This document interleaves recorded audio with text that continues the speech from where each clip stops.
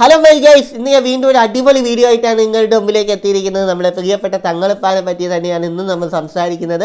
അപ്പോൾ ആദ്യമായിട്ടാണ് നിങ്ങൾ ഈ ഒരു ചാനൽ കാണുന്നതെങ്കിൽ എല്ലാവരും ഒന്ന് സബ്സ്ക്രൈബ് ചെയ്ത് വെച്ചേക്കുക, ബെല്ലൈക്കൺ ഓളും കൂടി പ്രസ് ചെയ്ത് വെച്ചേക്കുക. അപ്പം മനോഹരമായ വീഡിയോസ് നിങ്ങളുടെ അക്കൗണ്ടിലേക്ക് വന്നു കയറുന്നതാണ്. അപ്പോൾ എല്ലാവരും സപ്പോർട്ട് ചെയ്യുക. ഓക്കെ, അപ്പോൾ നമ്മൾക്ക് കുറച്ച് കാര്യങ്ങൾ സംസാരിക്കാനുണ്ട്, എന്നിട്ട് നമുക്ക് വിഷയത്തിലേക്ക് കടക്കാം. അപ്പോൾ ഞാൻ നിങ്ങളാരെയും ഇന്ന് വരെ ഒരു രീതിയിലും ഒരു വാക്കുകൊണ്ട് പോലും ഒരാളെയും മോശമായ ഒരു വർത്തമാനവും ഇന്ന് വരെ ഞാൻ പറഞ്ഞിട്ടില്ല. പിന്നെ എന്തിനാണ് താത്തമാരെ, പിന്നെ എന്തിനാണ് കാക്കമാരെ എന്നെയൊക്കെ ഒന്ന് തെറി വിളിക്കുന്നത്? വല്ല ആവശ്യമുണ്ടോ? എന്നൊക്കെ ഒന്ന് ആവുന്നതിൻ്റെ ആവശ്യം എന്താണ്? അതിനൊന്നും ഒരു കാര്യമില്ല. കാരണം ഈ ലോകത്ത് കർമ്മ എന്ന് പറയുന്ന സംഭവം ഉണ്ടെങ്കിൽ എന്നെ നിങ്ങൾ പ്രാവിയാൽ അത് നിങ്ങൾക്ക് തന്നെ തിരിഞ്ഞ് വലിക്കും. നിങ്ങൾ നാട്ടിൽ ചോദിച്ചു നോക്കിയാൽ മതി. അതിൻ്റെക്കേതായ വസ്തുതകളുണ്ട്, കർമ്മകളുണ്ട്.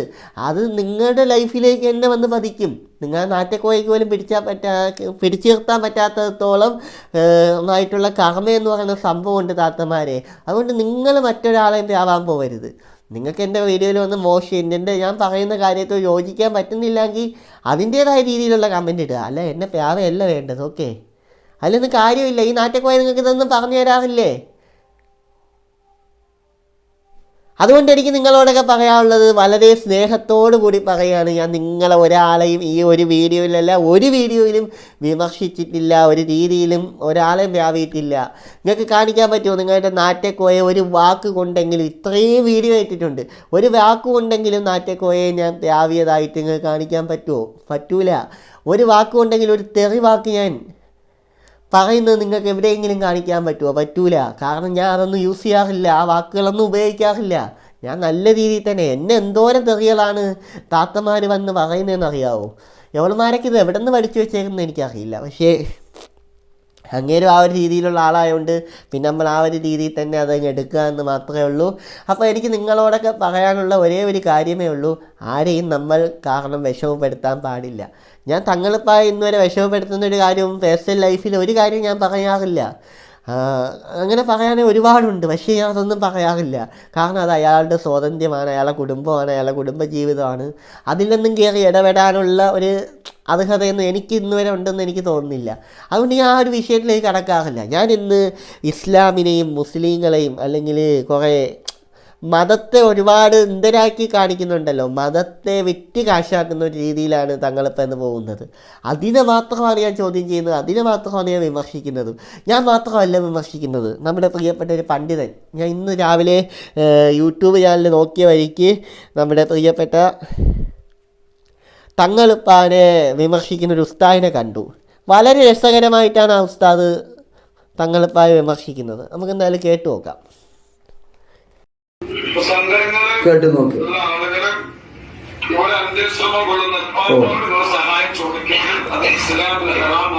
കേട്ടല്ലോ, സങ്കടമുള്ള ആളുകൾ ഇവിടെ കിടക്കുന്ന ഉപ്പാപ്പയോട് സങ്കടം പറയരുത്, അത് ഹറാമാണ്. ഓ, ആ കാര്യത്തിൽ ഞാൻ മുജാഹിദീങ്ങളെ ഭാഗത്താണ്. എന്നിട്ട്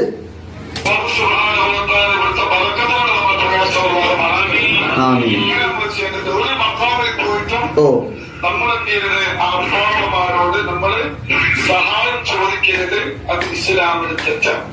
നിങ്ങൾക്കൊക്കെ ഇസ്ലാം നിങ്ങൾ എവിടുന്ന് പഠിച്ചു? ഹബീബായ് മുത്തുനബി സല്ലല്ലാഹു അലൈഹി വസല്ലമ തങ്ങൾ പറഞ്ഞു, അന്ത്യനാൾ വരുമ്പോ വിവരമില്ലാത്ത ആളുകൾ നേതാക്കന്മാരാകും. ഈ കോവിഡ് കാലം കൊണ്ടുണ്ടായ വലിയൊരു മുസീബത്താണ് ഇത്തരം ആത്മീയമായ മജ്‌ലിസ് എന്ന് പറയാതിരിക്കാൻ നിർവാഹമില്ല. ആ ഒരു ഉസ്താദിന്റെ വാക്കുകൾ കേട്ടാൽ പോരെ താത്ത. ഇതൊക്കെയാണ് യഥാർത്ഥ പണ്ഡിതന്മാരെന്ന് പറയുന്നത്.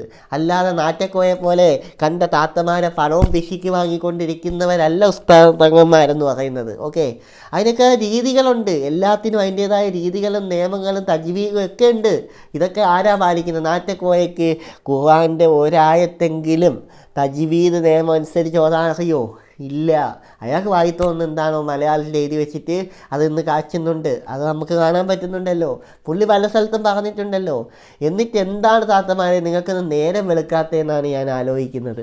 നിങ്ങൾക്ക് ഇനി എന്നാണ് നേരം വെളുക്കുന്നതെന്നാണ് ഞാൻ ആലോചിക്കുന്നത്. അപ്പോൾ ഇതുപോലത്തെ എത്രയോ പണ്ഡിതന്മാരാണ് താത്തമാരെ പറഞ്ഞത്, നാറ്റക്കോയ എന്ന് പറയുന്ന കള്ളന്മാർ ലോകം അവസാനത്തിൻ്റെ അടയാളമാണ്. ആ കോവിഡ് കടന്നു വന്നില്ലേ, അതിനുശേഷമാണ് ഇതുപോലെയുള്ള ഇബിലീസുകളൊക്കെ ഈ നാട്ടിലേക്ക് ഇറങ്ങിയിട്ടുള്ളത്, ഫിത്തിന ഉണ്ടാക്കാനും അതുപോലെ തന്നെ മോശമായ രീതിയിൽ മതത്തെ വിറ്റ് കാശാക്കാനും വേണ്ടി ഇറങ്ങിയിട്ടുള്ള ഇതുപോലെയുള്ള ജാഹിലീങ്ങളുണ്ടല്ലോ, എവരെയൊക്കെ സൂക്ഷിക്കണമെന്ന് ആ ഉസ്താദ് പറഞ്ഞ് നിങ്ങൾ കേട്ടതല്ലേ. അപ്പോൾ ഇതിനെപ്പറ്റി എനിക്ക് കൂടുതലൊന്നും പറയാനില്ല. കാരണം ഞാൻ പണ്ട് വീഡിയോ ഇട്ട സമയത്ത് തന്നെ ഈ ഒരു വിവാദത്തിൽ നല്ല രീതിയിൽ തന്നെ ഞാൻ സംസാരിച്ചിട്ടുണ്ടായിരുന്നു. അപ്പം നമുക്കെന്തായാലും അടുത്തൊരു വീഡിയോയും കൂടെ കണ്ടു നോക്കാം. സ്ത്രീയുടെ ഭർത്താവ് എന്തായാലും ഇനി ഒറിജിനൽ തന്നെ ആണെങ്കിൽ ഈ സ്ത്രീയുടെ ഭർത്താവ് ഖത്തറിൽ എയർപോർട്ടിൽ വെച്ച് പിടിക്കപ്പെട്ടു. അവരുടെ മരണങ്ങളും അവരുടെ കൊലപാതകങ്ങളും അവരുടെ സാമ്പത്തിക നഷ്ടം വന്നിട്ട് ഭ്രാന്തായിട്ട് എല്ലാം ചൂഷണം ചെയ്യുക, പല തരത്തിലും മുതലെടുക്കാനുള്ള ആളുകളുണ്ട്. സ്ത്രീകൾ എന്ത് കണ്ടിട്ടാണ് ഇങ്ങനെ ഇറങ്ങിത്തിരിച്ചത് എന്ന് മനസ്സിലാവുന്നില്ല. ഞാൻ ഈ പറയുന്ന കാര്യങ്ങൾ ശരിക്കും സ്ത്രീകളിലേക്കാണ് ഈ വീഡിയോ എത്തിച്ചു കൊടുക്കേണ്ടത്. കാരണം ഇപ്പോൾ ഈ ആത്മീയ ചൂഷണത്തിന്റെ ഭാഗമായിട്ട് ഒരുപാട് ആളുകൾ ഇറങ്ങിയിട്ടുണ്ട്. കാരണം ഇപ്പം പണിയെടുക്കാതെ വെറുതെ സമ്പാദിക്കാൻ വേണ്ടിയിട്ട് പറ്റുന്ന ഒറ്റ ഒരു കാര്യമാണ് ആത്മീയ ചൂഷണം. ഈ ആത്മീയ ചൂഷണത്തിൽ നിങ്ങൾ ഈ കഴിഞ്ഞ കുറച്ച് ദിവസങ്ങളായി നിങ്ങൾ കാണുന്ന ന്യൂസ് ഇനി നിങ്ങൾ കണ്ടിട്ടില്ലെങ്കിൽ ഞാൻ തന്നെ ഒരുപാട് വീഡിയോസുകൾ ഇട്ടിട്ടുണ്ട്. ഒരു ജിന്നുമ എന്ന് പറയുന്ന സ്ത്രീ ലക്ഷക്കണക്കിന് എന്ന് പറഞ്ഞാൽ പോരാ, കോടിക്കണക്കിന് രൂപ പറ്റിച്ച സംഭവങ്ങളും കൊലപാതകം നടത്തിയതൊക്കെ നിങ്ങൾ കേട്ടിട്ടുണ്ട്. എന്തിനു വേണ്ടിയിട്ടാണെന്നറിയോ? പണത്തിന് വേണ്ടിയിട്ട്. വേറൊരു ലക്ഷ്യവുമില്ല. അതിന് അവർ ഉപയോഗിച്ച മാർഗം അവരുടെ ആത്മീയ ചൂഷണം തന്നെയാണ്. ജിന്ന്, പ്രത്യേക കഴിവുകൾ, കറാമത്തുകൾ, ഇതൊക്കെ പറഞ്ഞിട്ടാണ് ഇവർ ഈ ചൂഷണം നടത്തിയത്. ഇപ്പം ഇദ്ദേഹം നടത്തുന്നതും ഇതേ ആത്മീയ ചൂഷണം തന്നെയാണ്. ഇതിൽ ഏറ്റവും കൂടുതൽ സ്ത്രീകളാണ് പോകുന്നത്. ഈ സ്ത്രീകൾ ഇവിടെ പോകാനുള്ള കാരണം ഇവരുടെ ഭർത്താക്കന്മാരൊക്കെ അറിയുന്നില്ലേ ഈ സമൂഹത്തിൽ നടക്കുന്നത്. ഇനി ഒരു സമയം പാവം സ്ത്രീകളായിരിക്കാം ഇതിൽ പെട്ടുപോകുന്നത്. ഈ സഹോദരിമാർ പെട്ടുപോകുമ്പം ഇവരുടെ ഭർത്താക്കന്മാർ ഇതിൽ പെടുന്നത്. ഞാൻ ആദ്യം നിങ്ങൾക്കൊരു വീഡിയോ കാണിക്കാം. അത് ഒരു സ്വർണം കൊടുക്കുന്നതുമായി ബന്ധപ്പെട്ടിട്ടുള്ള വീഡിയോ ആണ്. ഈ ആത്മീയ മജ്‌ലിസിലേക്ക്, നൂറെ മജ്‌ലിസിലേക്ക് സ്വർണം കൊടുക്കുന്നതുമായി ബന്ധപ്പെട്ടിട്ടുള്ള ഒരു വീഡിയോ ആണ്. അത് നിങ്ങളൊന്ന് കാണും. അതിമനോഹരമായ ഒരു മോതിരം, അള്ളാഹു ബർക്കത്ത് ചെയ്യട്ടെ. സ്ഥലം പറയും കേട്ടുണ്ടോ? ഇതെന്തിനാണ്? എന്ത് ഗൾഫിൽ പോയി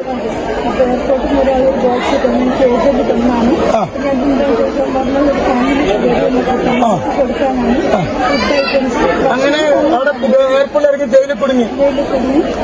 അങ്ങനെ ഉടൻ തന്നെ പുരക്കാരെ ഞാനായിട്ട് ബന്ധപ്പെട്ടു. എന്താ പറഞ്ഞു?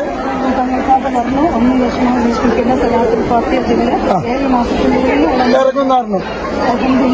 ജഡ്ജ്മെന്റ് വന്നു. 6 മാസം. 7ാമത്തെ മാസം ഇറങ്ങി. കണ്ടോ?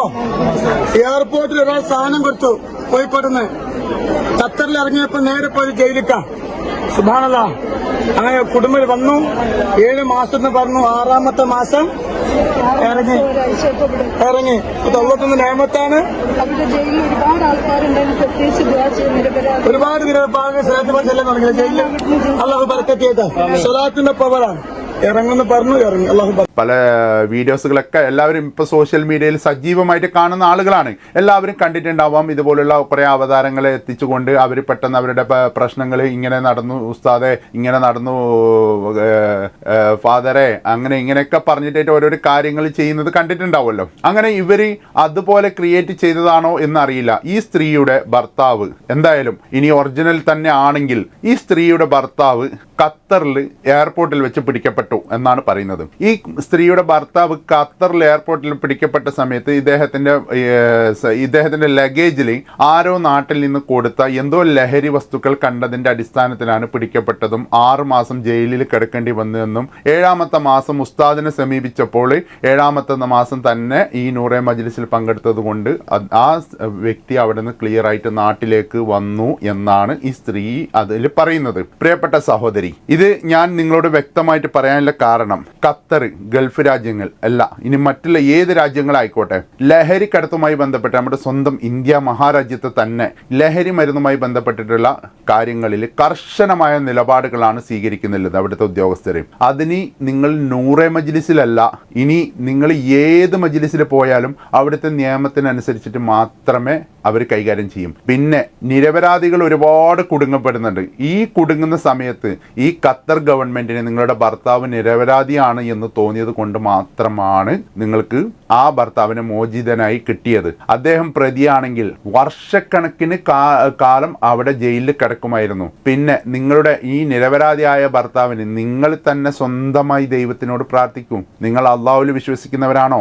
നിങ്ങൾ അള്ളാഹുവിനോട് പ്രാർത്ഥിക്കും. നിങ്ങൾ യേശുവിൽ വിശ്വസിക്കുന്ന ആളാണോ? നിങ്ങൾ ഏത് ദൈവത്തിലാണ് വിശ്വസിക്കുന്നത്? അവരൊക്കെ അവരവരുടെ മതത്തിന്റെ വിശ്വാസ ഭാഗമായിട്ട് നിങ്ങൾ പ്രാർത്ഥിക്കൂ. നിങ്ങളുടെ പ്രാർത്ഥനയ്ക്ക് നിങ്ങൾക്ക് ആ പ്രാർത്ഥനയ്ക്ക് ഉത്തരം നൽകുക. അല്ലെങ്കിൽ നിങ്ങൾ ഏതെങ്കിലും ഒരാൾ പെട്ടെന്ന് ഈ ഭൂലോകത്ത് പൊട്ടി പുറപ്പെടുകയും ഈ നൂറെ മജ്ലിസ് അതുപോലെയുള്ള മജ്ലിസുകൾ എന്ന് പറഞ്ഞ അന്ധവിശ്വാസങ്ങളിലേക്ക് പോയിട്ട് നിങ്ങളുടെ കാതിലും കഴുത്തിലും ഉള്ള മാലയും വളയും അതും ഇതും ഊരിക്കൊടുക്കുന്നതിൽ യാതൊരു കാര്യവുമില്ല. നിങ്ങൾ അങ്ങനെ കൊടുക്കുന്നുണ്ടോ? ഒരുപാട് യത്തീംഖാനകളുണ്ട്. യത്തീംഖാനകൾ എന്ന് പറഞ്ഞാൽ അനാഥ മന്ദിരങ്ങളുണ്ട്, ഒരുപാട് വൃദ്ധസദനങ്ങളുണ്ട്. അവിടെയൊക്കെ ഒരു നേരത്തെ ഭക്ഷണത്തിന് ഒരാൾക്ക് പോലും വരുന്നത്, അതായത് ഒരാൾക്ക് ഇന്ന റേറ്റ് എന്ന് പറഞ്ഞിട്ട് ഭക്ഷണത്തിനുണ്ട്. അപ്പോൾ അവിടെ 10-50 ആൾക്കാരുണ്ടെങ്കിൽ ഒരു നേരത്തെ ഭക്ഷണം കഴിക്കണമെങ്കിൽ ആയിരക്കണക്കിന് രൂപയാണ് അവർക്ക് ചെലവ് വരുന്നത്. അവർക്ക് ചില സമയത്ത് അവിടെ നിന്നും ഒരു വരുമാന മാർഗം ഉണ്ടാവില്ല.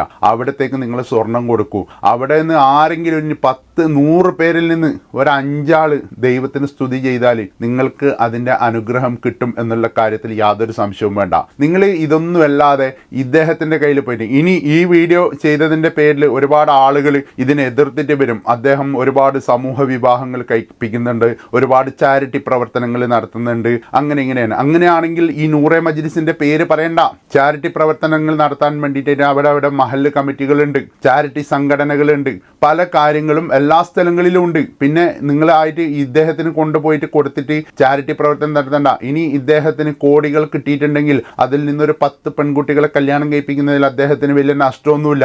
ഇത് അദ്ദേഹം അതിൽ കാണിക്കുന്നില്ല. എന്താണ് ഇതിന് ഞാൻ ഇത്ര ചാരിറ്റി പ്രവർത്തനം അവിടെ കൊടുത്തു ഇവിടെ കൊടുത്തു എന്നൊക്കെ കാണിക്കേണ്ട കാരണം, ഇദ്ദേഹത്തിന് 1 കോടി കിട്ടിയാൽ 25 ലക്ഷം രൂപ ചെലവാക്കിയാൽ 75 ലക്ഷം രൂപ അയാളുടെ കയ്യിലാണ് വരുന്നത്. ഇത് നിങ്ങൾ മനസ്സിലാക്കുന്നില്ല. എന്താണ് സഹോദരിമാരെ നിങ്ങൾ ഇതൊന്നും മനസ്സിലാക്കാത്തത്? നിങ്ങൾ ദിവസേന പത്രത്തിലും ന്യൂസിലും നിങ്ങൾക്ക് വായിക്കാൻ അറിയാത്ത ആളുകളാണോ? നിങ്ങൾ പല ചാനലുകളിലും സോഷ്യൽ മീഡിയകളിലും നിങ്ങൾ കാണുന്നതല്ലേ? എത്ര കണക്കിന് ആളുകളെയാണ് ഇതുപോലുള്ള ആത്മീയ ചൂഷണങ്ങൾ നടത്തിയിട്ട് അവരുടെ മരണങ്ങളും അവരുടെ കൊലപാതകങ്ങളും അവരുടെ സാമ്പത്തിക നഷ്ടം വന്നിട്ട് ഭ്രാന്തായിട്ട് ഹോസ്പിറ്റലിൽ കിടക്കുന്നതും എന്തൊക്കെയാണ് നിങ്ങൾ കാണുന്നത്? എന്നിട്ടും നിങ്ങൾ ഇതുപോലുള്ള ആളുകളുടെ പിന്നാലെ പോയിട്ട് എന്തിനാണ് നിങ്ങളുടെ ജീവിതം നശിപ്പിക്കുന്നത്? അവസാനം നിങ്ങൾക്ക് ഈ ഭർത്താവിന് വേണ്ടിയിട്ട് നിങ്ങൾ പോയ പെണ്ണുങ്ങൾ തന്നെ നിങ്ങളുടെ ഭർത്താവുമില്ല, മക്കളുമില്ല, ഒന്നുമില്ലാത്ത അവസ്ഥയിൽ. കാരണം നിങ്ങൾ വെറും ആത്മീയമായിട്ട് മാത്രമല്ല ചൂഷണം ചെയ്യുക, പല തരത്തിലും മുതലെടുക്കാനുള്ള ആളുകളുണ്ട്. ഇദ്ദേഹത്തിനല്ല ഞാൻ പറയുന്നത്.